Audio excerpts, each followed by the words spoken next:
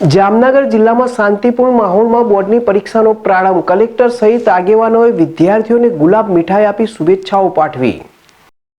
જામનગર જિલ્લામાં આજથી ધોરણ 10 અને 12ની બોર્ડની પરીક્ષાનો પ્રારંભ થયો છે. જિલ્લામાં કુલ 27,396 વિદ્યાર્થીઓ પરીક્ષા આપશે.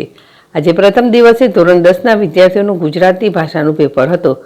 નવનિયુક્ત જિલ્લા કલેક્ટર કેતન ઠક્કરે પરીક્ષા કેન્દ્ર પર પહોંચી વિદ્યાર્થીઓનું સ્વાગત કર્યું હતું. તેમણે વિદ્યાર્થીઓને મીઠાઈ ખવડાવી અને ગુલાબનું ફૂલ આપી શુભેચ્છા પાઠવી હતી. પરંપરાગત રીતે વિદ્યાર્થીઓનું કુમકુમ તિલક કરીને સ્વાગત કરવામાં આવ્યું હતું.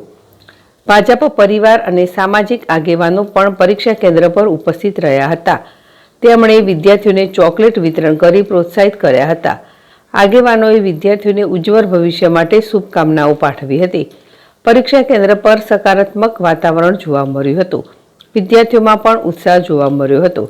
જામનગર શહેર જિલ્લામાં આજથી ધોરણ 10 અને 12ના 27,588 વિદ્યાર્થીઓની બોર્ડની પરીક્ષા માટે 95 બિલ્ડિંગોના 947 બ્લોકમાં બેઠક વ્યવસ્થા ગોઠવવામાં આવી છે. ત્યારે ગત વર્ષે જેટલા જ વિદ્યાર્થીઓ છે, પરંતુ ધોરણ 10માં વિદ્યાર્થીઓનો વધારો થયો છે. તો ધોરણ 12ના વિદ્યાર્થીઓમાં 11,021નો ઘટાડો. જામનગર શહેર જિલ્લામાં આજથી ધોરણ 10 અને 12ના 27,588 વિદ્યાર્થીઓની બોર્ડની પરીક્ષા માટે 95 બિલ્ડિંગોના 947 બ્લોકમાં બેઠક વ્યવસ્થા ગોઠવવામાં આવી છે.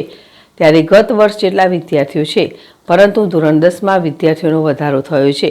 તો ધોરણ 12ના વિદ્યાર્થીઓમાં 11,021નો ઘટાડો થયો છે. ગુજરાત માધ્યમિક અને ઉચ્ચતર માધ્યમિક શિક્ષણ બોર્ડ ગાંધીનગર દ્વારા આજે તારીખ 27 ફેબ્રુઆરીથી ધોરણ 10 અને 12ની બોર્ડની મુખ્ય પરીક્ષાઓ લેવાની શરૂઆત થાય છે. ત્યારે જામનગર શિક્ષણ વિભાગ દ્વારા વર્ષ 24-25 ધોરણ 10 પરીક્ષામાં કુલ 17,232 પરીક્ષાર્થીઓ નોંધાયા છે. જેમાં જામનગર શહેરમાં 6 સેન્ટરમાં 33 બિલ્ડિંગ અને 307 બ્લોક, જેમાં જામનગર શહેરમાં 6 સેન્ટરમાં 307 બ્લોક, જામનગર દિગ્વિજય ખાતે 3 સેન્ટરમાં 26 બિલ્ડિંગ અને 273 બ્લોકમાં બેઠક વ્યવસ્થા ગોઠવવામાં આવી છે.